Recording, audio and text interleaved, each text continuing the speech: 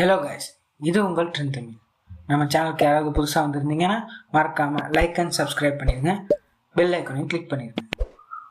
நான் உங்கள் ஜெடி. வாங்க வீடியோக்குள்ளே போகலாம்.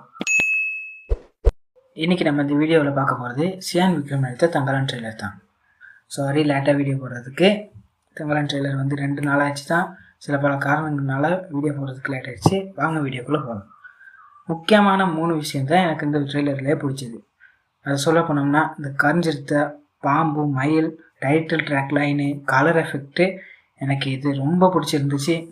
முக்கியமாக இந்த படத்தில் படம் வரப்போகிறதுக்கு முன்னுக்கே ட்ரெய்லர்லேயே ஒரு ஆசையை தூண்டிட்டாங்க. இந்த படத்தை பார்க்கணுங்கிறதுக்காக ட்ரெய்லரில் சும்மா அப்படி ஒரு ட்ரெய்லர். நான் பார்த்த ட்ரெய்லர்லேயே இது ஒரு ட்ரெய்லர் எனக்கு ரொம்ப பிடிச்சிருந்துச்சு. இந்த ட்ரெய்லர் பார்த்தோன்னே எனக்கு போய்ட்டு இந்த படத்தை பார்க்கணும், எப்படியாச்சும் போய்ட்டு பார்த்துடணும். டிக்கெட் எவ்வளோ செலவாக இருந்தாலும் பரவாயில்ல, போய்ட்டு வாங்கி எப்படியாச்சும் தியேட்டரில் போய்ட்டு பார்த்துடணும் அப்படிங்கிற ஒரு மனநிலையை கொண்டு வந்துருச்சு இந்த ட்ரெய்லர். நெக்ஸ்ட் நாம் இந்த வீடியோவில் பார்க்க போகிறது என்னென்னா, இந்த படத்தோட டைட்டில் ட்ராக் தான். இந்த டைட்டில் ட்ராக் வந்த பிற்பாடு சியான் விக்ரம்ட்டு, அதாவது அவர்கிட்ட இனத்தை காட்டுறாங்க. அந்த இனத்துக்கு பின்னாடி ஒரு கரிஞ்சிருத்தை நிற்கிற மாதிரியும், அடுத்த ஷாட்டில் அந்த இனத்தை ஒரு வெள்ளைக்கார படை தாக்க வராங்க. அந்த வெள்ளைக்கார படை தாக்க வர நேரம் அந்த சியான் விக்ரம் விட்டு படைகளும் தாக்கி அடிபட்டு சியான் விக்ரம் வாயில ரத்தத்தோட கீழே படுத்திருக்க மாதிரி ஒரு ஷாட்டும் காட்டியிருக்காங்க. அடுத்த ஷாட்டில் சியான் விக்ரம் அவருக்கு இனத்தெல்லாம் கூட்டிக்கிட்டு ஒரு வேறு தேசத்துக்கு போகிற மாதிரியும் காட்டுறாங்க. அப்போ அந்த வேறு தேசத்துக்கு போகிற நேரம் அந்த சியான் விக்ரம் தான் முன்னுக்கு தலைமை தாங்கி போகிறாரு.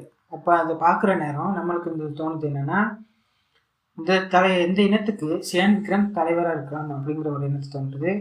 அப்படி தோன்ற நேரம் அப்படியே அங்கே கட் பண்ணி அடுத்த சீன் போனால், இங்கே நம்ம வெள்ளைக்கார படையின் தலைவர் கமாண்டர் சீஃப் நடுவில் நாக்காரி போட்டு கையில் கண்ணோட சியான் விக்ரமை சுற்று போடுறாரு.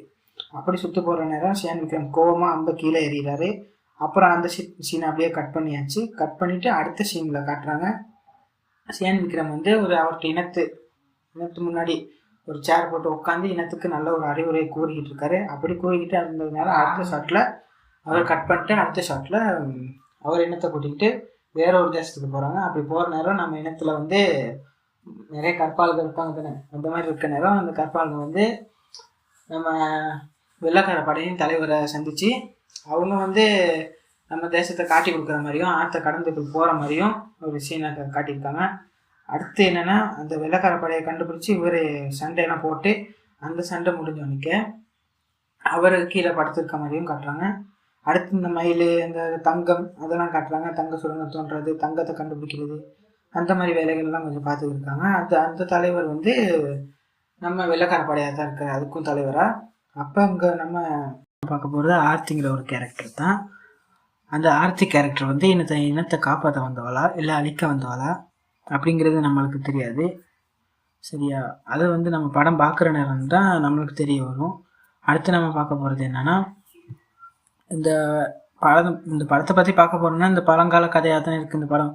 முன்ன காலத்தில் எப்படி நம்ம பழங்குடி மக்கள்லாம் வாழ்ந்தாங்க, இந்த பழங்குடி மத்தியில் எப்படி வெள்ளைக்காரங்க வந்தாங்க, இந்த வெள்ளைக்காரங்க என்ன விஷயத்துக்காக வந்தாங்க அப்படிங்கிறத இந்த படத்தில் நல்லாவே காட்டுறாங்க.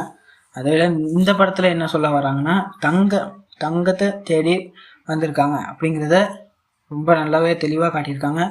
தங்க சுரங்கங்கள் தோன்றது, தங்கத்தை தேடி அலையிறது, ஆற்றில் மண்ணெலாம் அள்ளி அதில் தங்கத்தை கண்டுபிடிக்கிறது அப்படிங்கிற நிறைய வேலையில் நம்ம வெள்ளைக்கார படை இறங்கியிருக்காங்க.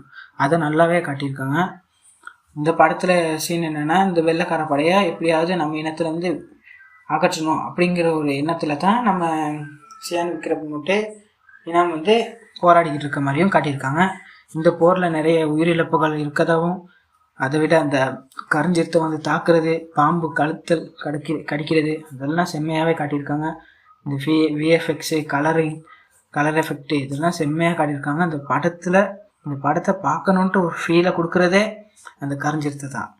நம்ம சொல்லித்தான் தெரியணும் இல்லை, நீங்கள் இந்த ட்ரெய்லரை பார்க்கலாம். இந்த ட்ரெய்லர் அப்படி ஒரு வர்த்தான ட்ரெய்லர், அடிச்சிக்க முடியாது. நான் பார்த்த ட்ரெய்லர்லேயே இது ஒரு நல்ல ட்ரெய்லர்னு கூட சொல்லலாம். அடுத்து நம்ம பார்க்க போகிறது சியான் விக்ரம் தான். இந்த படத்தோட ஹீரோனே சொல்லலாம். இந்த படத்தோட மெயின் கேரக்டர், இந்த படத்தோட மெயின் தலை.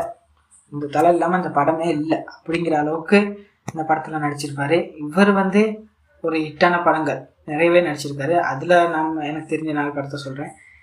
அதாவது சேது, பிதாமகன், ஐ, காசி. இதில் பிதாமகனில் வந்து வாய் பேச முடியாத முரடான கேரக்டர் அவ்வளோ அழகாக செதுக்கி அவர்கிட்ட ஸ்டைலில் செஞ்சு படத்தை நல்லா வெயிட்டாக்கி விட்டுருப்பாரு. அதே மாதிரி ஐ படத்துலையும் அதே மாதிரி தான் இந்த கூண் விழுந்த கேரக்டர், அருவறுப்பான கேரக்டரை ரொம்ப அழகாக செஞ்சு இந்த படத்தையும் ஹிட்டாக்கியிருப்பார். அந்த மாதிரி படங்கள் தான் நிறைய வந்துருந்துச்சு. இப்போ அவருக்கு படங்கள்லாம் ஹிட்டான நிறைய படங்களும் இருக்குது. இப்போ வந்து ஹிட்டாக போகிற படம் வந்து தங்கலான் அப்படின்னு சொல்லலாம். இப்போ ட்ரெய்லர்லேயே காட்டிட்டாங்க தங்கலான் படம் எப்படி நல்லா இருக்க போகுது அப்படிங்கிறத ட்ரெய்லர்லேயே காட்டிட்டாங்க. அப்புறம் இவர் வந்து இந்த ட்ரெய்லரே பார்த்தீங்க தானே, அவர் கோமணம் கட்டி பழங்குடி மக்கள் மாதிரி இருந்து ரொம்ப கஷ்டப்பட்டு ஏழ்மையாக இருக்க மாதிரி ஒரு கேரக்டரை எவ்வளோ அழகாக சும்மா அவ்வளோ அழகாக வர்த்தா பண்ணியிருந்தார் தானே. அப்போ அவரை பற்றி சொல்ல வேணும். இந்த தமிழ் சினிமாவுக்கு இந்த மாதிரி ஒரு கேரக்டர் திரும்ப கிடைக்குமா, இல்லை இந்த மாதிரி ஒரு ஹீரோ, இந்த மாதிரி ஒரு நடிகர், இவரை வர்ணிக்க வார்த்தையே இல்லை, இந்த மாதிரி ஒரு நடிகர் வந்து நமக்கு கிடைப்பாருன்னு கூட தெரியாது. அப்படி ஒரு நடிகர் தான் நம்ம சியான் விக்ரம். அடுத்து நம்ம பார்க்க போகிறது இந்த படத்தோட டைரக்டர் ரஞ்சித் தான். அவர் சொல்லவே தேவையில்ல. ட்ரெய்லரே இந்த செதுக்கி இருக்காருன்னா எடிட்டிங்லேருந்து அது கலர் எஃபெக்ட்டு, மிருகம் வாடுறது, தாக்குறது எல்லாம் சும்மா அவ்வளோ வேறு லெவலுக்கு காட்டியிருக்காரு. அப்போ இந்த ட்ரெய்லர்லேயே இந்த காட்டுறாருன்னா நீங்கள் நினைக்கிற மாதிரிலாம் ஒன்றும் இல்லை. யோ ஜேடி, உனக்கு குசும்பியா? உனக்கு கஷ்டப்பட்டு வீடியோ செய்ய வச்சா என்னதான் பேசிக்கிட்டு இருக்க கொழுப்பு. யோ எடிட்டர் சும்மாரியா. ட்ரெய்லர்லேயே இந்த செதுக்கி இருக்காருன்னா படத்தில் எந்த அளவுக்கு இருக்கும் படம். இப்போ பார்க்குற நேரம் தான் நம்மளுக்கு இருக்க போகுது. சும்மா போயிட்டு தியேட்டர் ஃபீலை அனுபவிக்காமல் இருக்கக்கூடாது. அவ்வளோதான் நான் சொல்கிறது. அடுத்து ஜிவி பிரகாஷ் தான். அவர் வந்து இந்த டைட்டில் ட்ராக்கு சும்மா அந்த ட்ராக்காக தான் நானும் வெயிட்டிங். கடைசியில் அவர் ஃபேனை என்ன ஆக்கிட்டார். அவர் சும்மா ஜிவி பிரகாஷ் அவர்கள் வந்து அந்த டைட்டில் ட்ராக்லேருந்து அவர் மியூசிக் ட்ராக்கு எல்லாம் சும்மா அல்டிமேட்டாக இருக்குது. அவர் ட்ராக் அப்போ வெயிட் பண்ணிக்கிருக்கேன், நானும் வெயிட் பண்ணிக்கிருக்கேன். நீங்களும் வெயிட் பண்ணுறீங்க நினச்சிங்கன்னா கமெண்ட்டில் சொல்லுங்கள், நான் எத்தனை பேருன்னு பார்க்குறேன். அப்புறம் இந்த வீடியோ பிடிச்சிருந்துச்சின்னா மறக்காமல் லைக் அண்ட் சப்ஸ்கிரைப் பண்ணிடுங்க. நம்ம சேனலுக்கு யாராவது புதுசாக வந்துருந்தீங்கன்னா சப்ஸ்கிரைப் பண்ணி அந்த பெல் ஐக்கானையும் கிளிக் பண்ணிடுங்க.